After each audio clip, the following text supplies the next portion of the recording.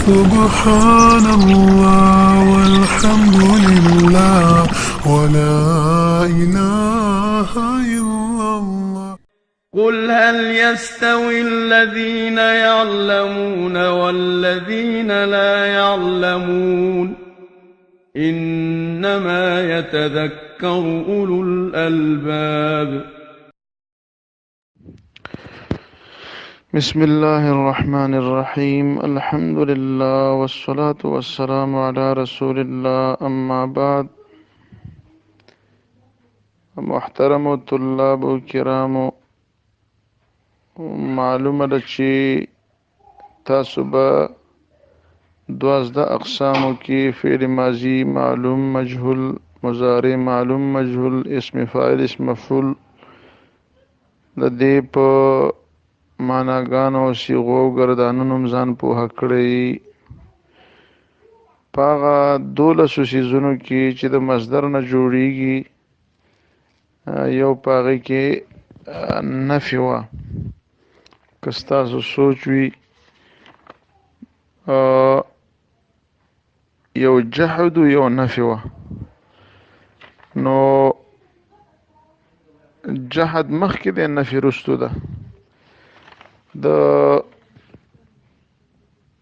جحد معنا مخکې تاسو پیژندلې وه چې انکار د ماضي ته وایي. انکار د ماضي مطلب تا نه څوک تپوس وکړي تا مخکې دا کار کړی ته وایې ما نه دی کړی، نو انکار د ماضي ته په عربی کې په علم صرف کې جحد وایي. جحد انکار د تیرې شوې زمانې نه. او یو نفي ده، نفي انکار د راتلونکي زمانې نه. نو نن درس کې موږ په دې ځان پوهه کوو چې فعل جحد څه ته وایي او دا څنګه جوړیږي او د دې څه صیغې دي. نو حاصل سبق اول واورئ، بیا کتاب ته متوجه کیږو. هغه دا دی چې د جحد دپاره، یعنی د انکار د ماضي دپاره په علم صرف کې لم راځي. لم، دا لم چې دی حرف جحد دی، په فعل مضارع داخلیږي. د دې لفظي عمل هم شته او معنوي عمل هم شته، یعنی د فعل مضارع په لفظ کې هم اثر ښکاره کوي او په معنا کې هم اثر ښکاره کوي. مخکې خو تاسو دا زده کړه چې فعل جحد هغه فعل دی چې دلالت کوي په انکار د زمانه ماضی، په انکار د یو کار نه په تیره شوې زمانه کې. څنګه جوړیږي؟ نو لم به په اول فعل مضارع داخل کې، بس لم به په اول فعل مضارع داخل کې. د دې لم معنوي اثر خو لنډ واوره. په معنا کې په فعل مضارع کې دا اثر کوي. د فعل مضارع خو مخکینی معنا دا و چې په موجوده یا راتلونکي زمانه باندې دلالت کو، خو چې کله په لم داخل شي نو بیا به د تیرې شوې زمانې د نفي دپاره راځي چې هغې ته ماضي منفي وایي. نو د لم په معنا د فعل مضارع کې اثر دا شو چې فعل مضارع په معنا د ماضي منفي ګرځوي، بدلوي.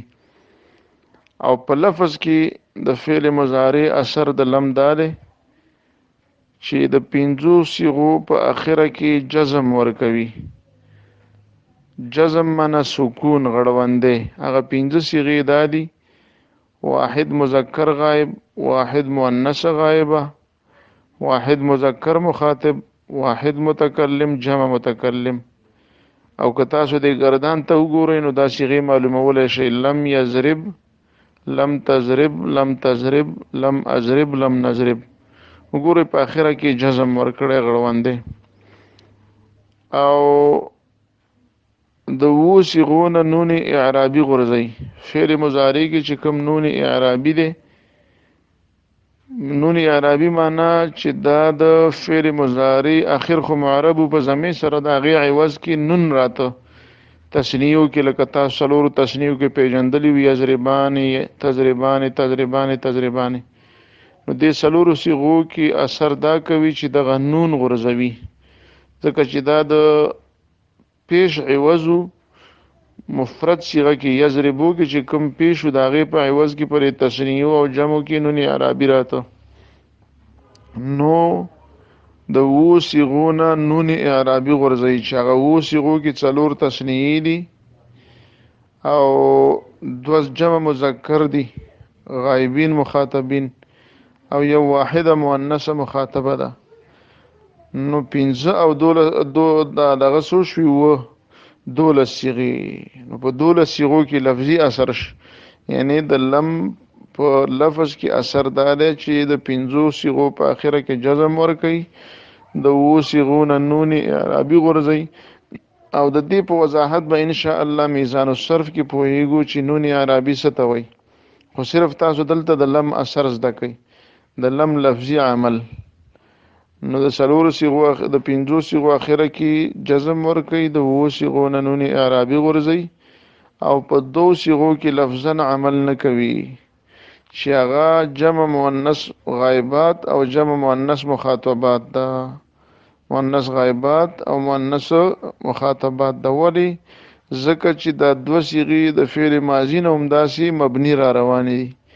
وروستو تاسو ته په علم نحو کې راځي چې کلمات په 2 قسمه دي، معرب او مبني.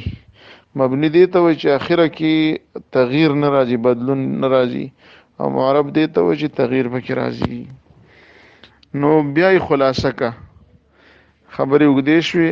لن مطلب لم چې په فعل مضارع داخل کې نو د فعل مضارع مثبت نه ماضي منفي جوړیږي چې هغې ته جحد وایي. د لم په معنا کې په ټولو صيغو کې عمل دا دی چې د فعل مضارع مثبت نه ماضي منفي جوړوي، او په لفظ کې عمل دا دی چې د 15 صيغو اخر ته جزم ورکوي، د 2 صيغو نه نون اعرابي غورځوي او په 2 صيغو کې لفظا عمل نه کوي. اوس وګورئ کتاب ته متوجه شئ. فرمایي بدان پوهه شه کې فعل جهد رانیز چهارده صيغه است. د فعل جهد چې دی هم 14 صيغې دي. دی اوس دلته د جهد معنا ځکه نه کوي چې مخکې تیر شوي دي، بر قیاس ماضي معلوم و مجهول په شان د ماضي معلوم او د مجهول.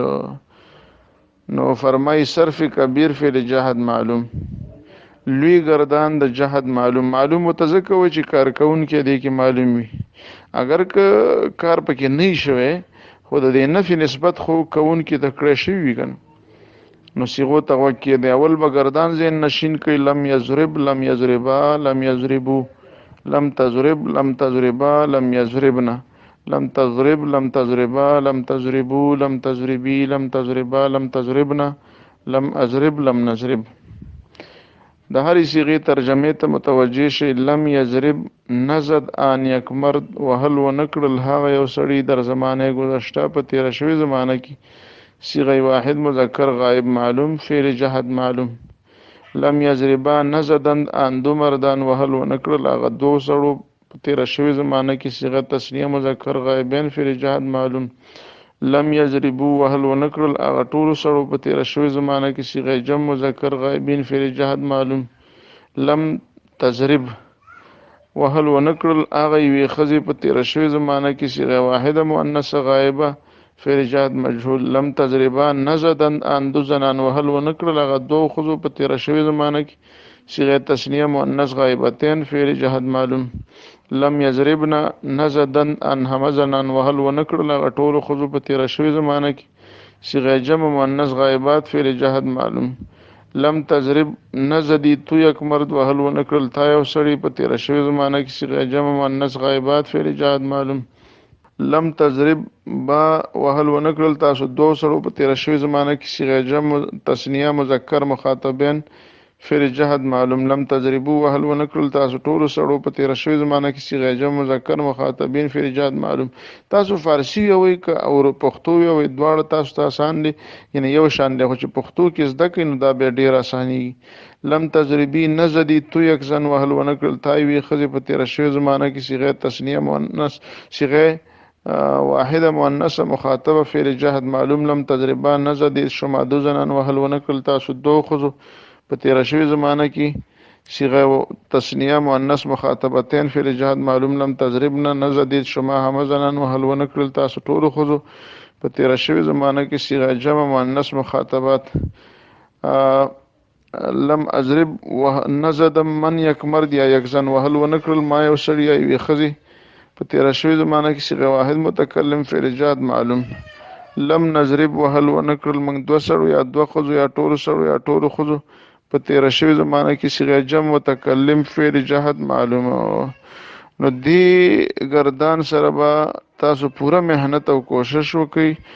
د نن درس حاصل لاله چې یو طالب به هله پوهوي په دې درس باندې چې د فعل جهد معنا پیژني، د جوړولو طریقه، او د لم په لفظ کې څه عمل له او په معنا کې څه عمل له، او چې کومه صيغه استاد ووایي نو چې سم دستي د په ژبې په سر باندې جواب پروت چې دا مطلب دی. وبالله عز وجل التوفیق. استغفر الله.